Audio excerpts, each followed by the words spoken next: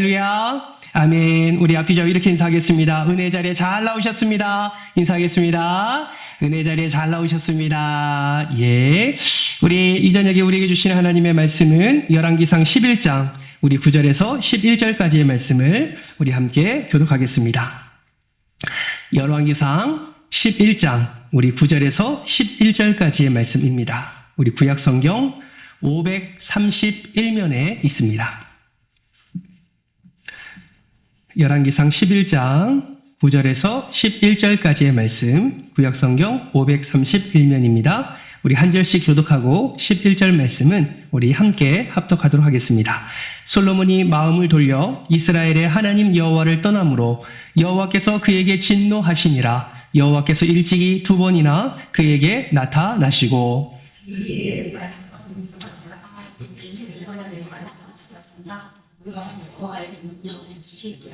같이 있습니다. 여호와께서 솔로몬에게 말씀하시되 내게 이러한 일이 있었고 또 내가 내 언약과 내가 내게 명령한 법도를 지키지 아니하였으니 내가 반드시 이 나라를 내게서 빼앗아 내 신하에게 주리라. 아멘. 아멘.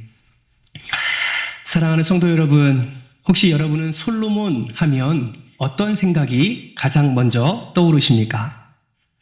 어떤 분은 솔로몬 하면 일천번제를 먼저 떠올리시는 분도 있고, 또 어떤 분은 솔로몬 하면 일천번제 후에 받은 그 지혜로운 마음을 떠올리시는 분들도 있습니다. 또 어떤 분은 지혜를 구할 때에 하나님께서 감동하시고 지혜뿐만 아니라 그 모든 것을 더하여 주시는 하나님의 은혜를 생각하시는 분들도 있을 겁니다. 대부분의 그리스도인들은 솔로몬 하면 굉장히 긍정적으로 생각을 하게 되지요. 그래서 우리가 기도할 때에 무엇을 기도합니까? 솔로몬에게 허락해 주신 지혜를 우리 사랑하는 자녀들에게 허락하여 주옵소서. 우리 대표 기도를 하는 우리 장로님들, 권사님들 가끔 저를 위해서 기도하실 때에도 솔로몬에게 허락해 주신 지혜를 담임 목사에게 허락하여 주옵소서라고 기도하는 것을 우리는 듣게 됩니다. 왜 이러한 기도를 할까요? 솔로몬에게 주신 하나님의 복이 너무나 귀하고 또 너무나 크기 때문에 그렇지요.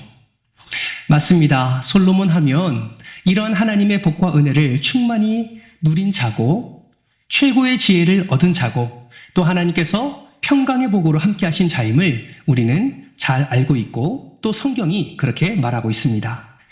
그러나 여러분, 솔로몬의 인생을 볼 때에 하나님이 주신 놀라운 복도 너무나 많지만 성경이 말하고 있는 것 중 하나는 무엇이냐면 바로 솔로몬이 하나님을 떠난 사실도 분명히 말하고 있다라는 것입니다.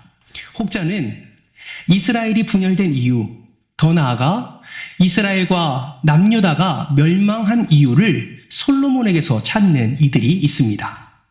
여러분, 최고의 지혜를 가진 솔로몬이, 하나님의 놀라운 평강의 은혜를 누린 솔로몬이, 부와 영광을 누린 그 솔로몬이 왜 멸망의 이유가 되고 왜 하나님 앞에 실패한 자가 되었을까요? 오늘 이 시간에는 솔로몬이 왜 하나님 앞에 실패했는지 그것을 함께 살펴보면서 그러한 실패가 우리의 삶 가운데는 일어나고 있지는 않은지 다시 한번 생각해보고 하나님께로 다시 돌이키는 그런 시간을 갖고자 합니다. 바라고 소망하기는 오늘 말씀을 통해서 솔로몬의 실패를 깨달아 실패하는 인생이 아니라 오히려 이것을 반면교사 삼아서 하나님 앞에 성공하며 하나님의 은혜를 충만히 누리는 저와 여러분 되시기를 주님의 이름으로 축원합니다. 솔로몬이 하나님 앞에서 왜 실패했을까요? 궁극적인 이유는 단 하나입니다. 바로 율법을 위반했기 때문이죠.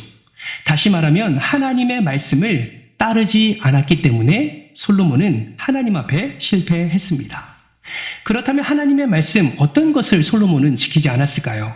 첫 번째는 이방 여인과의 통혼입니다. 여러분, 신명기 7장 3절 말씀은 이렇게 말씀하는데요. 화면을 보면서 같이 한번 읽어볼까요? 함께 읽습니다. 시작. 또 그들과 혼인하지도 말지니 내 딸을 그들의 아들에게 주지 말 것이요 그들의 딸도 내 며느리로 삼지 말 것은. 하나님께서 분명히 말씀하십니다. 그들과 혼인하지 말라. 내 딸을 그들의 아들에게 주지 말며 그들의 딸을 너희의 며느리로 삼지 말라. 여러분, 왜 그렇게 하나님께서 말씀하셨습니까? 이어 나오는 4절에 그 이유가 분명히 나오고 있지요. 4절은 이렇게 말합니다.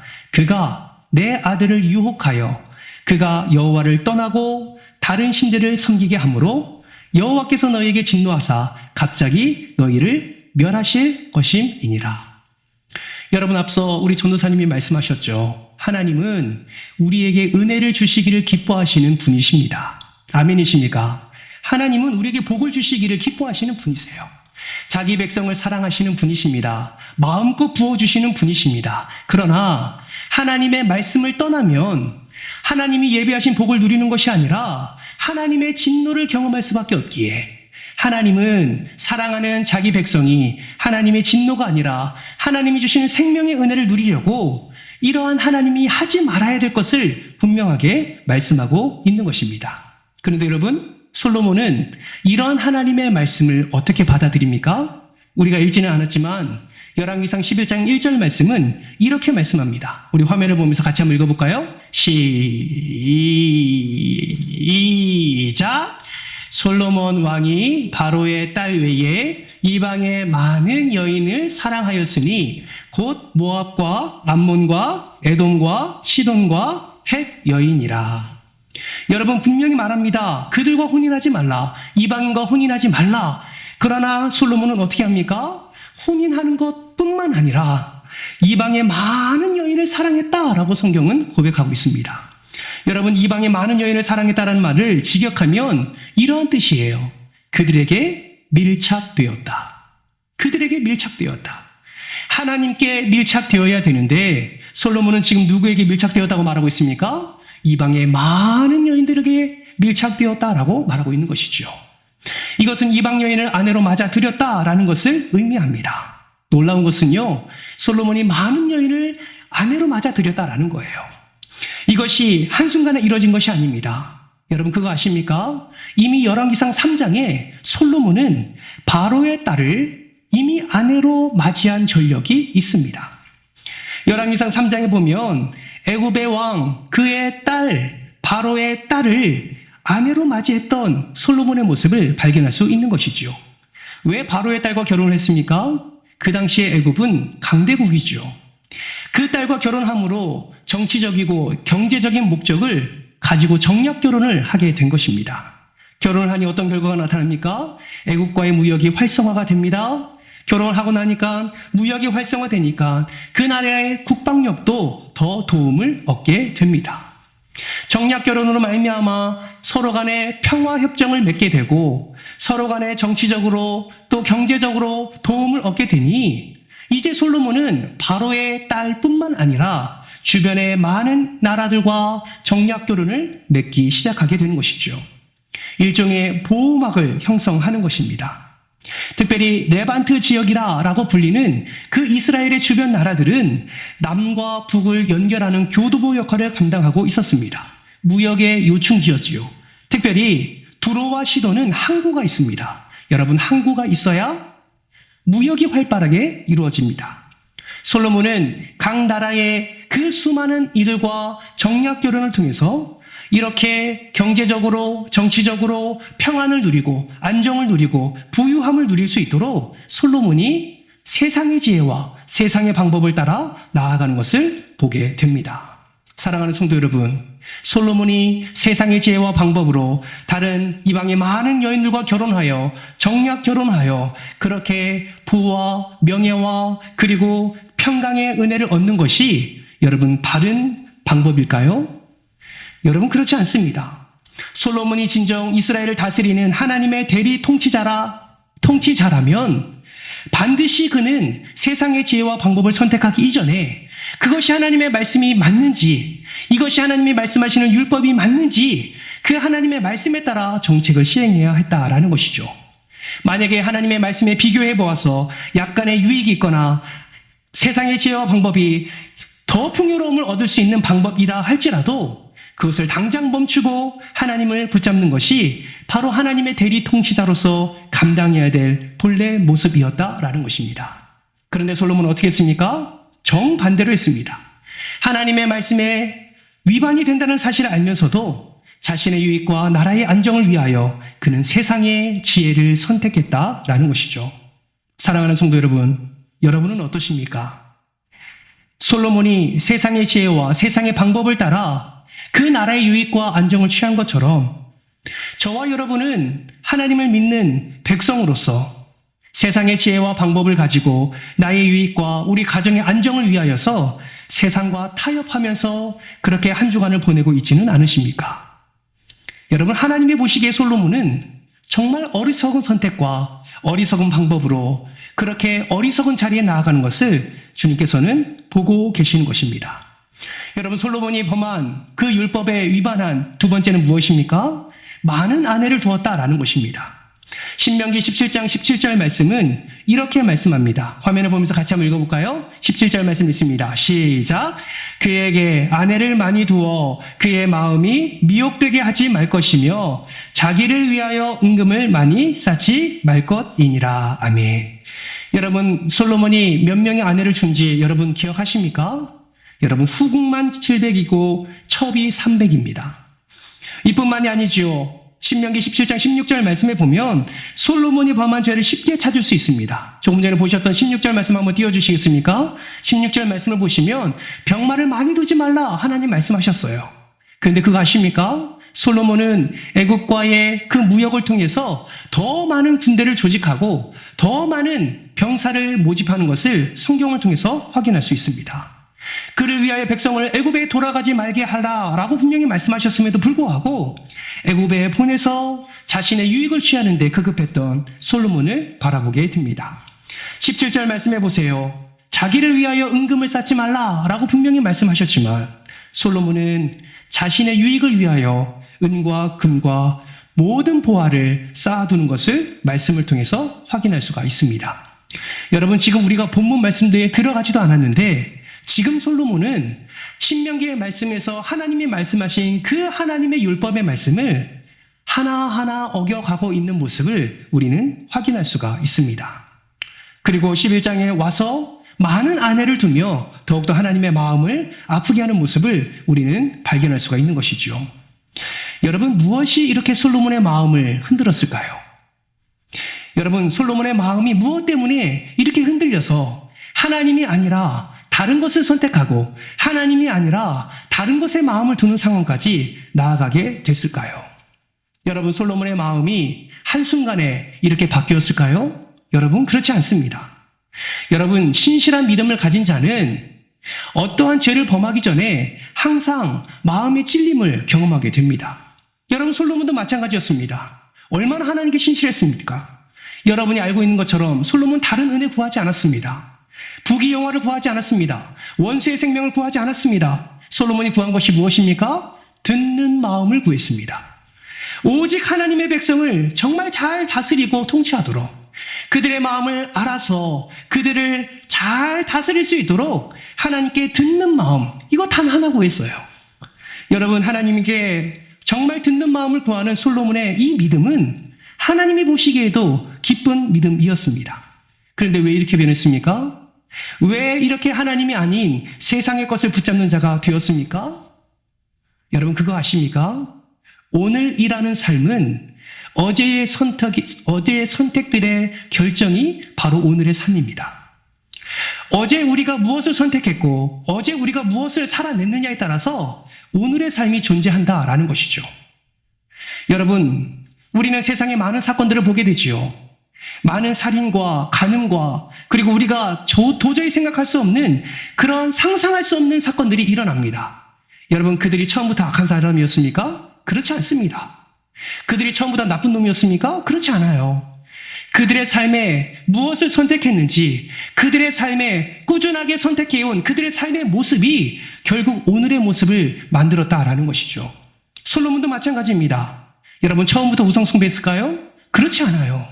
처음부터 정략 결혼을 선택했겠습니까? 그렇지 않습니다. 듣는 마음을 구하니까 어찌 우상을 선택하며 하나님을 내어버릴 수 있겠습니까? 처음부터 그렇게 하지 않았어요. 하나님을 구했지요. 하나님을 바랐지요. 어려움이 있을 때마다 하나님께 엎드렸을 겁니다. 기도했을 겁니다. 그러면서 조금씩 들어오는 그 세상의 지혜와 그 세상의 방법들을 선택하다 보니 나중에 남아있는 것은 하나님이 아니요 세상의 지혜와 세상의 방법만 남아있게 되더라라는 것입니다. 여러분, 이런 마음은 어디까지 나가게 됩니까? 결국 하나님을 뒤로 하고 우상을 숭배하는 데까지 나아가게 된 것입니다. 어떻게 이런 자리까지 나아가게 됐을까요? 여러분 한번 생각해 보십시오. 솔로몬이 결혼한 아내를 둔 이가 후궁이 몇 명이라고요? 700명이라고요. 첩이 몇 명이라고요? 300명이라고요. 우리 남자 성도님들 부러우십니까? 저는 전혀 부럽지가 않습니다. 여러분 생각해 보세요. 아내의 입장에서 생각해 보세요. 여러분, 아내의 입장에서 결혼을 하게 되면 남편이 보고 싶습니까? 안 보고 싶습니까? 다들 갱년기신가요? 권태기신가요? 안 보고 싶으십니까? 지금은 좀 떨어지는 게 좋으십니까? 지금은 그럴지 몰라도 여러분 신혼 때를 생각해 보세요. 기다려집니까? 안 기다려집니까?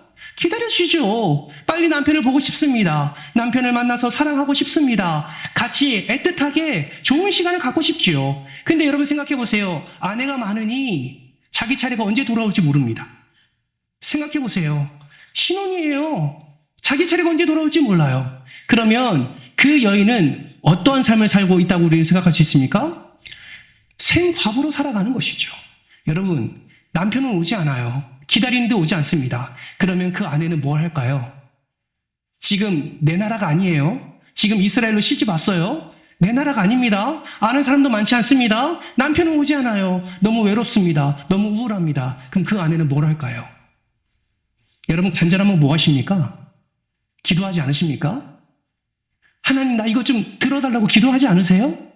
아마 이 아내들도 그러지 않았을까요? 기도했을 겁니다. 누구한테요? 자기가 믿는 신에게. 하나님이 아니지요. 내 나라에서 섬기는 그 신에게 기도했을 겁니다. 그런데 문제는 무엇입니까? 제단이 없는 거죠. 그러니 오랜만에 찾아온 솔로몬에게 무엇을 요구합니까? 어차피 오늘 밤 지나면 또 언제 올지 모르니 그 올 때마다 우상의 제단을 요구하는 거예요. 여러분 처음부터 솔로몬이 들어줬을까요? 안 들어줬다니까요. 그거 안 된다. 하나님을 배신하는 거다. 그거 안 된다. 처음에 이렇게 했겠죠. 그러면 아내가 어떻게 합니까? 쪼로로 자기 아버지한테 가서 이러겠죠? 아버지가 어떻게 합니까? 솔서방 하면서 얘기하겠죠? 뭘 얘기하겠습니까? 자기 딸의 그 요구를 얘기하겠죠. 그게 정치 아니겠습니까? 그러다 보면 어떻게 돼요? 들어줄 수밖에 없는 거예요. 여러분 솔로몬은 하나하나 처음에는 안 된다고 이야기하지만 그러면서 제단이 점점 많아지는 겁니다. 하나님을 경배하고 예배하는 제단이 아니라 우상을 섬기는 산당들이 더 많이 쌓여지게 되는 것이죠. 이러한 결과가 어떻게 나타나는 줄 아십니까? 열왕기상 11장 3절 말씀을 보세요. 이렇게 말씀합니다. 왕은 후궁이 700명이요 첩이 300명이라. 그 다음부터 같이 한번 읽어볼까요? 시작. 그의 여인들이 왕의 마음을 돌아서게 하였더라. 여러분 참 무서운 결론입니다.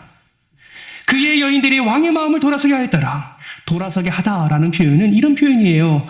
천막을 치고 자리 잡았다라는 표현입니다. 무슨 말입니까? 하나님을 완전히 떠나 우상에게로 그의 마음이 기울어졌다라는 뜻이죠. 여러분 하나님은요 이 모든 것을 지금 지켜보고 계십니다. 세상의 지혜를 선택하고 세상의 방법을 선택하고 그래서 그들의 삶에 들어오는 우상의 제단과 수많은 것들을 하나님은 지켜보고 계세요. 여러분 하나님이 가만히 계셨겠습니까? 아니요. 오늘 본문 말씀해 보니까 그러한 솔로몬을 얼마나 안타깝게 여기셨는지 오늘 본문 말씀을 통해서 알 수 있습니다. 9절 말씀을 보세요. 솔로몬이 마음을 돌려 이스라엘의 하나님 여호와를 떠남으로 여호와께서 그에게 진노하시니라. 그 다음 같이 읽습니다. 시작. 여호와께서 일찍이 2번이나 그에게 나타나시고 몇 번이나? 언제? 일찍이. 그가 세상의 방법을 선택하고 세상의 전략을 선택하고 세상의 지혜를 선택할 때에 하나님은 일찍이 2번이나 나타나서 그에게 말씀하셨습니다. 무엇을요? 그렇게 하지 말라고. 우상을 숭배하지 말라고. 나를 떠나지 말라고 하나님 경고하셨어요. 말을 안 들으니까 어떻게 합니까? 하나님이 진노하십니다. 안타까운 것은 무엇인지 알아요? 하나님의 진노조차 하나님의 진노로 생각하지 못하는 솔로몬의 우둔한 마음입니다. 여러분 10절 말씀 보세요. 이 일에 대하여 명령하사 다른 신을 따르지 말라 하였으나 그가 여호와의 명령을 어떻게 했습니까? 지키지 않았으므로. 여러분, 솔로몬의 이러한 태도는 우리에게 경종을 울립니다. 여러분, 우리는 어떻습니까? 솔로몬만 지금 이런 어리석음 가운데 빠져 있습니까? 가만히 우리의 삶을 돌아보고 우리의 신앙생활을 돌아보면 우리도 솔로몬과 별반 다르지 않음을 우리는 생각하게 됩니다. 열심히 하지요. 열정으로 신앙생활을 합니다. 그런데 가만히 하나님의 말씀의 기준으로 우리의 열정과 우리의 열심을 돌아볼 때에 정말 잘못된 방향으로 나아가고 있는 우리의 모습을 발견하기도 합니다. 여러분, 솔로몬이 열심히 없었을까요? 아니요, 열심히 있었죠. 아마도 저와 여러분보다 훨씬 더 하나님을 향한 열심이 있었을 겁니다. 무엇을 모른 채요? 그것이 하나님의 말씀에 합당한지 그렇지 않은지 모른 채 자기의 열심과 자기의 열정으로 우상도 숭배하고 하나님도 숭배하고 하나님이 경고 메시지를 날려도 하나님이 진노하셔도 그것이 하나님의 뜻인지도 모른 채 그렇게 그는 그 어리석음 가운데 빠지게 된 것입니다. 여러분, 사실 하나님이 솔로몬을 경고하실 때 그 경고의 메시지는 다윗의 언약에 뿌리를 두고 있는 메시지였습니다. 경고의 메시지를 알릴 때 다윗의 언약을 분명히 알 수 있도록 솔로몬에게 경고하셨다라는 것이죠. 하나님께서 친히 말씀하신 것뿐만 아니라 다윗도 이러한 사실을 솔로몬에게 분명히 말했습니다. 여러분, 열왕기상 2장 3절 말씀을 한번 보실까요? 3절 말씀에 이렇게 말씀합니다. 같이 한번 읽겠습니다. 시작. 내 하나님 여호와의 명령을 지켜 그 길로 행하여 그 법률과 계명과 율례와 증거를 모세의 율법에 기록된 대로 지키라. 그리하면 내가 무엇을 하든지 어디로 가든지 형통할지니라. 4절 말씀을 볼까요? 여호와께서 내 일에 대하여 말씀하시기를 만일 내 자손들이 그들의 길을 삼가 마음을 다하고 성품을 다하여 진실이 내 앞에서 행하면 이스라엘 왕이 오를 사람이 내게서 끊어지지 아니하리라 하신 말씀을 확실히 이루게 하시리라. 여러분, 지금 이 말씀이 누가 누구에게 하신 말씀인지 아세요? 하나님이 다윗에게 하신 말씀이에요. 그러면 열왕기상 2장 3절 4절 말씀은 누가 누구에게 한 말입니까? 지금 다윗이 죽기 전에 솔로몬에게 자신에게 말씀한 하나님의 언약의 말씀을 다시 한번 말해주고 있는 것입니다. 여러분, 다윗도 죄를 범했지요. 그러나 다윗의 인생을 보면 그 죄를 범한 이후에 철저히 회개한 이후에 하나님의 이 언약의 말씀을 다윗은 꼭 붙들었습니다. 마지막 순간까지 하나님께서 허락해 주신 그 듣는 마음을 그는 늘 가지고 하나님의 말씀을 마음에 새기고 그렇게 살았습니다. 근데 솔로몬은 어떻게 했습니까? 그 듣는 마음을 처음에는 간구했지만 시간이 지나면서 듣는 마음이 희미해지고 결국 듣는 마음을 잃어버리는 데까지 나아가게 된 것입니다. 듣는 마음을 잃은 채 열심을 낼 솔로몬은 결국은 하나님을 거부하게 되고 하나님의 언약을 깨트리게 된 것이지요. 결국 그의 인생이 어떻게 되었습니까? 솔로몬이 따르는 대표적인 우상들을 살펴보면 시돈의 아스다롯과 암몬의 밀곰과 그리고 모압의 그모스 또 몰렉을 섬겼다라고 성경은 말씀하고 있습니다. 여러분, 이러한 우상들은 모두 전쟁과 풍요와 음란과 연결되어 있습니다. 여러분, 이것을 통해서 무엇을 알 수 있습니까? 솔로몬이 어디에 관심을 두고 있는지 알 수 있는 것이죠. 솔로몬은 하나님께 관심을 두는 것이 아니라 결국 그의 삶 속에서 우상의 힘을 통해서라도 더 강력한 왕권을 갖고 싶었던 솔로몬의 마음을 우리는 알 수가 있는 것입니다. 솔로몬은 하나님이 주신 은혜를 잃어버렸습니다. 듣는 마음도 잃어버렸습니다. 진노하시는 진노하심 속에서도 하나님을 발견할 수가 없습니다. 그리고 우상에 나아가게 되는 것이죠. 놀라운 것은 무엇인지 아십니까? 여러분, 열왕기상 11장 7절 말씀을 보세요. 7절 말씀 화면을 보면서 같이 한번 읽어볼까요? 시작. 모압에 가증한 그모스를 위하여 예루살렘 앞 산에 산당을 지었고 또 암몬 자손의 가증한 몰록을 위하여 그와 같이 하였으며. 아멘. 여러분, 예루살렘 앞 산이라고 표현되어 있지요. 학자들은 이 예루살렘 앞산을 기드론 계곡 건너편에 있는 감람산이라고 이야기를 합니다. 여러분, 솔로몬이 성전을 세우지 않습니까? 어떠한 마음으로 성전을 세웠습니까? 여호와만이 하늘과 땅의 유일한 신임을 고백하며 그 믿음의 고백으로 성전을 세웠습니다. 근데 성전 맞은편에 지금 뭘 세웠어요? 그무스를 위하여, 몰록을 위하여 그 자리에 산당을 세운 것입니다. 이것은 무엇을 의미합니까? 하나님의 위치와 우상의 위치를 동등하게 한 것이죠. 다시 말하면 창조주이시며 온 땅의 주관자이신 하나님을 인간의 손에 의해 만든 그 우상의 수준으로 끌어내린 것을 의미하는 것입니다. 사랑하는 성도 여러분, 온 마음을 다해 성품을 다해 율법을 통하여 여호와를 경외하라고 하나님은 말씀하셨는데 지금 솔로몬은 어떻게 하고 있습니까? 온 마음을 다해 성품을 다해 온 뜻을 다해 자기 자신을 사랑하고 있는 것입니다. 결국 듣는 마음을 잃어버린 솔로몬, 자기 자신을 사랑하는 그 솔로몬에게 하나님이 어떻게 행하십니까? 공의로 심판하시죠. 결국 솔로몬의 그 아들들을 통해서 결국 나라가 나뉘어지게 됩니다.